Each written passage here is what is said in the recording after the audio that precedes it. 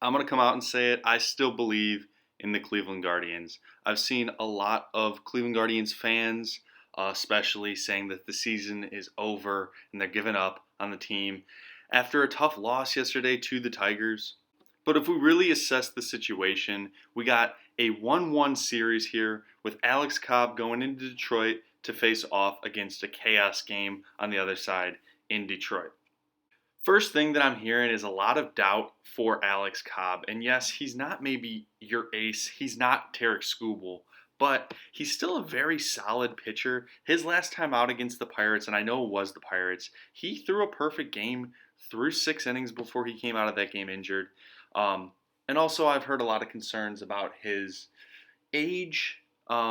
He's 37, but he was an all-star last year. He almost peaked in his career last year. I'm really not concerned with his age, as he's kind of shown that he's able to reinvent himself, even though he's been a solid pitcher for most of his career. And then finally, I've heard some injury concerns with Cobb. He's been battling with a blister and a broken fingernail. I don't think those are going to be concerns, really, when we get into this playoff game. I think they gave him some time to heal, let the fingernail and the blister heal. I don't think that's going to really affect him that much. I don't think this is a Trevor Bauer situation.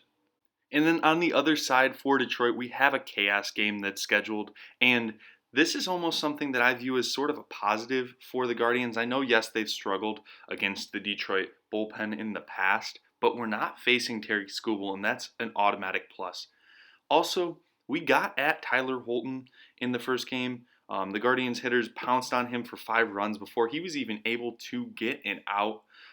That's something that I view as a major positive, especially since I view Tyler Holton as the best pitcher in the Tigers bullpen. And if the Guardians were able to get to their best pitcher, I think that there's a chance that with Tarek Skubal not on that mound, the Guardians offense is going to look a lot better moving forward. And I know what you might be thinking. The Tigers just got to the Guardians' best reliever. But I'm not really worried about Clase. He made one really bad pitch to a really good hitter in Kerry Carpenter after being out there for a time that he's not really used to being out there for. He was throwing upwards towards 30 pitches. He's been way too good for way too long to expect this to happen on a regular basis. I don't think the Tigers have him figured out. And I don't think the Guardians have Tyler Holton figured out, to be honest, either. But I do think that the Guardians lineup has looked a bit better, especially when you consider that they got shut down by Tarek Skubal, where the Tigers lineup has been shut down by almost every pitcher on the Guardians team, with the exception of Emmanuel Clase. I do expect this series to remain as a pitching and defensive battle, but I trust the Guardians' offense to rebound from last game more than I trust the Tigers' offense to continually get at Emmanuel Clase. And let's really look at how the Tigers won yesterday. They got a very clutch hit from a very good player. Kerry Carpenter may be one of the most underrated players in the MLB, especially for what he can do to right-handed pitchers. And Emmanuel Clase gave him a mistake pitch. He hung a slider. It had no break to it. It was a spinner. And you know what? Kerry Carpenter made him pay. But I do think that that was avoidable. It was a bad pitch by Clase, almost an outlier by how bad it was compared to how good he was this year. And on top of that, it was kind of a weird decision to leave Clase out in that ball game, especially against Kerry Carpenter, who feasts on righties. And you know what? Part of me wanted Eric Sabrowski out there just to face Carpenter in that moment, but I even, as a double guesser, said, you know what? No, Clase is the guy. You got to leave him out there to get this last out. And he almost did it. He was one little mistake away. I don't know if you let Carpenter have that opportunity next time, especially since he's already made him pay once. But unless he's facing Kerry Carpenter, I still believe in Emmanuel Clase 100%. And the game is over. You lost, you move on, you flush it. I believe that Emmanuel Clase is going to have the ability to do that. He's a great closer. All great closers have the ability to do that. And I think the Guardians are going to look at this loss and say, hey, we lost, but you know what? We lost to Skubal, and maybe that's an acceptable way to view this loss because you're not going to see Scooble for a couple days here.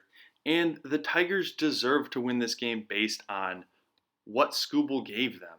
And it would have been really nice for the Guardians to come out and steal the win, but you can't have it always. The Tigers are a very good team, and you're not going to sweep them. To accept the loss maybe to Scooble, that's okay. And as a fan, I'm willing to accept that. And as you look around the league, all the teams are in the exact same boat right now. Everyone's squared away at 1-1. And with Scooble already being used, I see the Guardians as one of the teams with the better situations moving forward in the divisional series. Nevertheless, Game 3 is going to be crucial. If the Guardians are able to win Game 3, that sends the Tigers into a win or go home situation in Game 4. And I don't know if it's going to be realistic to pitch Scooble in that Game 4 with him only having 2 days of rest. And if the Guardians lose, it sends them into a very difficult spot because they got to go out all out for Game 4. And then they might still see Scooble in that Game 5, making it a very difficult situation as they got to go all out again. This Tigers team is very good, and it's not going to be an easy series, but this is the playoffs. Nothing's easy. We're back to square one, but this group is special enough to get it done. Let's go Guards.